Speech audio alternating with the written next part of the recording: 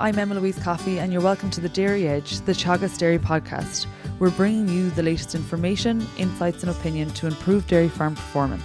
With an additional €23,000 being achieved per 100 cows in 50% of Irish dairy herds that milk record, it begs the question why the service isn't being rolled out by all farmers.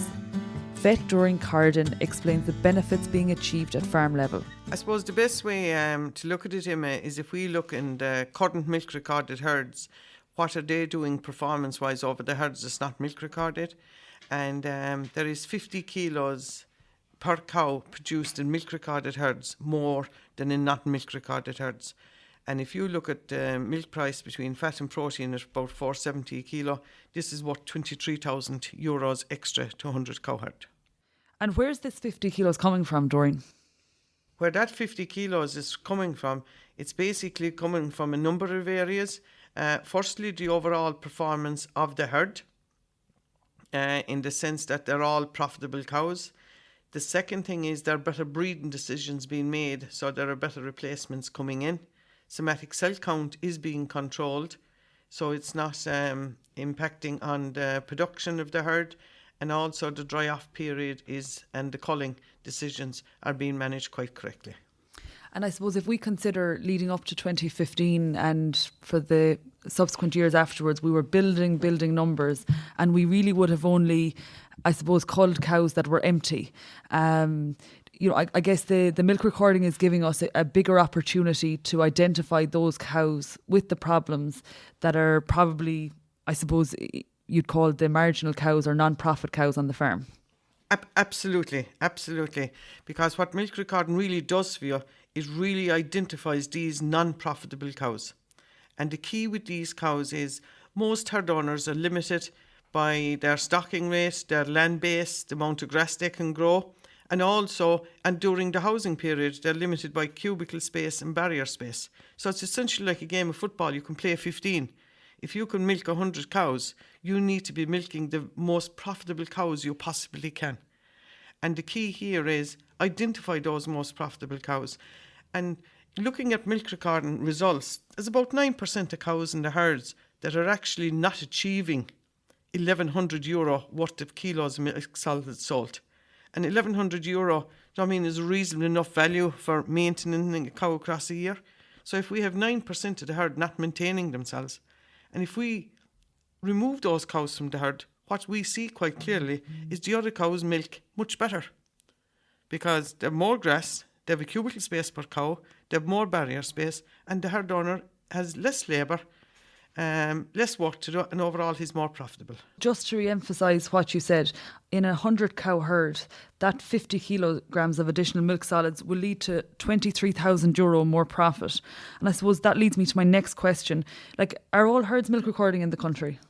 Unfortunately, they're not, because down in the Munster area, which is the area working most, what we see is we're talking about 50% of herds and about 60% of cows. Which is quite low. And then when you see what they're leaving after them, we really need to actually improve that level of milk recording. And I guess then if we move on, as you say, it's very low. And if we consider the individual benefits, we've mentioned the additional milk solids, but you mentioned breeding. And how can milk recording improve genetic merit in herds? Firstly is the herd owners that are achieving, the at least 500 kilos of milk solids per cow. They have a couple of things in common with each other. The first thing is they have the genetic merit in the cows. The second thing is they have a relatively mature herd. So for a mature herd, we like to keep cows, around 5.5 lactations. To keep them for that long in the herd, because we all know that a second and a third lactation will throw out 22% more milk than a first lactation, and a second lactation 7% more milk than a first lactation. So to keep the mature herd, we have to keep cows in the herd. So to keep cows in the herd, it's all about good fertility, good 6-week calve rate, reduce the empty rate, and actually control the cell count. So we're not getting rid of cows out of that. And the other huge thing to get these extra kilos of milk solids is days in milk, right? Which is really maximising our 6-week calving rate And how we do that is basically genetics and the management of the breeding season. Now, how does milk recording improve the genetic merit of the herd? The first thing is we all have the same pool of sires to draw from. So the 50% of the herds that's not milk recording and the 50% of the herds that are milk recording have the same pool of sires, they can actually draw from. But the herds that's milk recording can also do a high level of dam selection.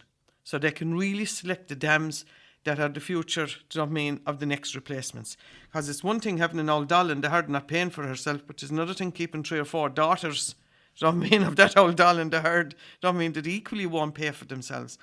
Also, herds that are milk recording, their genetic evaluations are more accurate because they actually are milk recording. So they're identifying their best cows. Their genetic merit is more accurate, and they're actually breeding then from the very best of their actual females. So they end up then with a herd overall much higher genetic merit. And then if we move on to, milk quality, and I suppose the obvious one is the somatic cell counter, the SCC. And that's one of the first things people will look for when they look at their milk recording results. How can farmers, reduce somatic cell count as a result of milk recording? Well, firstly, herd owners cannot, reduce somatic cell count unless they are milk recording. That's the first thing. The second thing is the main areas to tackle somatic cell count is we're now the month of February, so it's somatic cell count control during lactation. Then at the end of the year, it's control and management over the dry period. Now, so if we take the first one, when we're in the middle of February at the moment, how do we control the cell count during lactation? What we're basically looking at is definitely doing a milk recording within the first 60 days of calving. So for the herd owners that start calving there the 20th of January, they need to do their first milk recording the 15th of March and do another one within 60 days again, which is the 15th of May. Now, if they do both those recordings, what we will actually identify is cows that did not cure over the dry period. Right? And at the moment, looking at the data that's out there, we're talking about a median cure rate of about 73%. Right? Some of those cows may not have cured in the previous dry period. We also have cows that have picked up new infections in the sheds, since the dry period. There's about 6% of new infections being picked up. And then we also have first lactations who've calved down with new infections. So by doing the first milk recording early, we can look at those cows, look at their previous data prior to drying off, their data for the last lactation. The question is, are they treatable or are they cows for culled? And the issue with these cows, if we don't deal with them early, they'll end up spreading the somatic cell count to the first, second and third clean cows for the rest of the lactation. You talk about cure rate, and this is something we would have discussed in the autumn with Don Crowley, leading up to dry off and best practice for dry off. You're saying we should record within 60 days of calving. Can you explain why that's so important? So if a herd owner did his last recording either late October or November, he knows what was the cell count for the cows prior to drying off. He also knows what they did in the previous lactation. Now, if he does an early milk recording within 60 days of calving, the earlier he does it, the better, he will know quite clearly how those cows how those cows over the dry period, how their cell count, did it increase, did it decrease, or did it stay level? So if you take an example of a cow that was 100 end of last October, she calved down at 600. She clearly got a new infection over the winter. If a cow then was 500, last October, she's calving down and she's done 2 tests, less than 150, she got cured. So the earlier we do it after calving, we know that was the effect of the dry period. She either got cured over the dry period, she didn't get cured, or she picked up a new infection. If we wait longer, we do not know then whether it was over the dry period she picked up the infection or whether she picked it up in the first couple of weeks after calving. And I suppose we really would encourage people, therefore, to get out early. If you look at some people's, cell check report, and they'll have a cure rate for 10% of the herd. They're sampling too late. And I suppose the excuse that people would use, we'll wait until the whole herd is calved, is probably, I suppose, not good enough now at this stage to maintain a high or a low somatic cell on farms, I suppose, throughout the year. Yes, and there are two issues there, because if we wait too late, we will not be able to have a correct assessment of the dry period, and we will be mixing it up with the first month or two of lactation. But secondly, and it's the more important point now, we will not get the opportunity of treating these cows early. Because when we talk about staph mastitis and say it's incurable once it becomes chronic in the herd and the cow is infected for a long period of time. Well, if we can identify that cow early, in the infection, our chances of getting a cure rate are extremely high. So what we need to do is to treat those cows early. The ones that have less likelihood of being able to be treated, we either need to dry off a quarter in them or remove them from the herd to avoid the actual spread.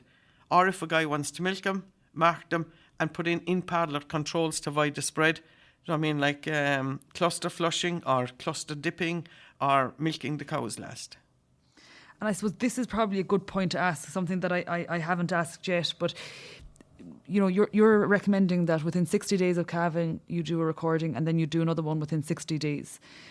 What is the optimum number of milk recordings somebody would do in the year? It's a difficult one to call at this time of the year, but essentially what we would be saying is a minimum of 4. Right? So essentially we do one there, the calve the 20th of January, the 15th of March, do another one the 15th of May.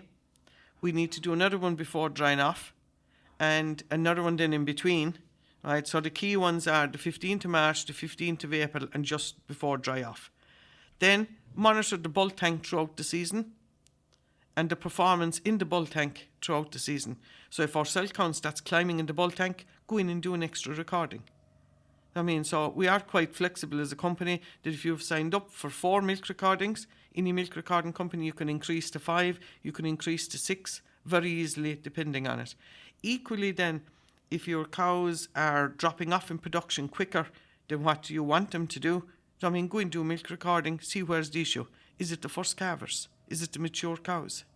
So I'd say I'd start with 4 as a minimum, and then, depends on how it goes. But if you had an issue last year with cell count or with production, I'd recommend 6. And say, I guess, we're looking at 50% of us, 50% of dairy farmers are currently milk recording. For the 50% who aren't, this seems like an open goal in terms of there's so much, I suppose, profit to be achieved, additional profit to be achieved from milk recording. Where a farmer isn't milk recording, where do they start? It's very simple. So, this has never been simpler, because if a herd owner has his own jars or has some of those true test of Waikato meters, all what he basically needs to do is to ring up and an operator will go out, visit him morning and evening 4 times a year and do the milk recording. Equally, if he has no jars and no meters, he doesn't have to buy any. The milk recording companies will drop off meters for him, either in the morning or the evening, and they will put in a person in the parlour to actually record. So it's a case of just contacting the milk recording company and signing up for the milk recording. But the important thing is no capital requirement is necessary. The next step would be cost. Like, what is the cost to, say, do 4 or 6 recordings per cow in the year? So if you take, we'll say, 100 cow herd, 4 visits a year, it's €11.50. Right, so in a 100 cow herd, €1,150, and we spoke of a benefit of 23,000. Then, if you want to go up to 5 tests, it's €1 extra, or if you want to jump to 7 tests, it's just another €1 extra. So if you wanted 7 tests for a 100 cow herd, that's 1,350. And the other thing is that as we're heading into 2019, a lot of the cooperatives now, the dairy cooperatives, are clearly looking at milk recording being a key to their sustainability going forward. For the carbon, to reduce down the amount of unprofitable and inefficient cows in the herd. For AMR, to be able to identify the cows, to do the culture and sensitivity on, and to reduce cell count. For welfare, and also for herd owners' sustainability, themselves from the point of view of profitability, labour saving, and being able to take a break and go away and knowing that somebody else can come in, milk the cows, quite easily. And some of the cooperatives are paying up to 50% of the cost of milk recording, and more of them are giving a contribution towards the cost of it. And then just my final question then on, say, the milk recording. When you milk record, there is a huge amount of data generated. And I know some people get the results in the post, and it's also available on your Herd Plus account.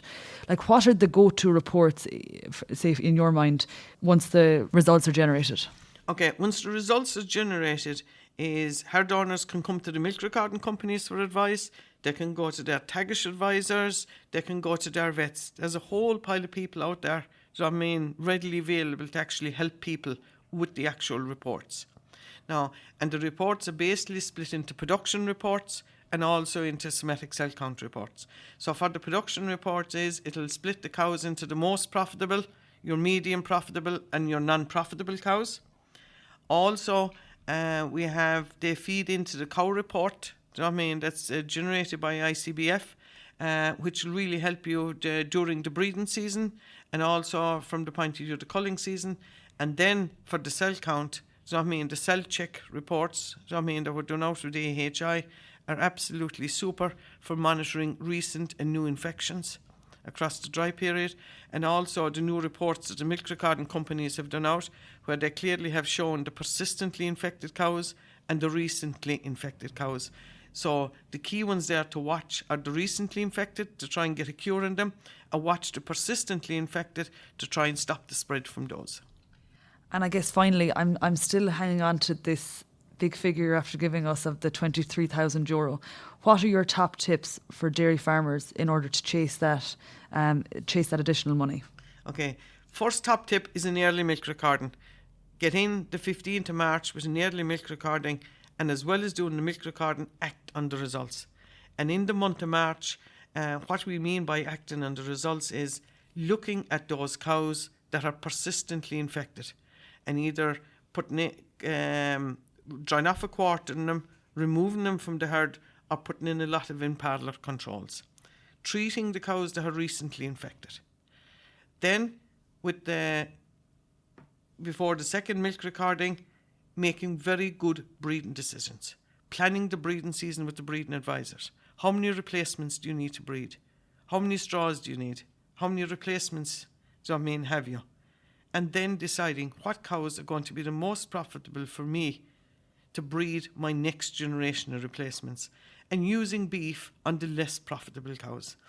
And the third tip then is the back end of the year to do quite a good job on the dry off period. When do I dry the cows? Did I get a good cure rate last year? If I didn't, why? Was my dry period not long enough? Did I not use the correct acting tube because I didn't do sensitivity in culture? So top tips: early milk recording, act on the results. Plan the breeding season with the results, so we're producing the best replacements from the best cows, and then at the back end of the year to plan the dry off and the culling. So those 3 times a year will really help towards getting to the goal of the 23,000. That's great. Thank you, Doreen. That's it for this week's episode of the Dairy Edge podcast, and my thanks to Doreen Corridan for joining me on this week's show. Don't forget to subscribe on Apple and Google Podcasts as well as Spotify, and for more information go to the Teagasc website at teagasc.ie. I'm Emma-Louise Coffey, and join me next time for your Dairy Edge.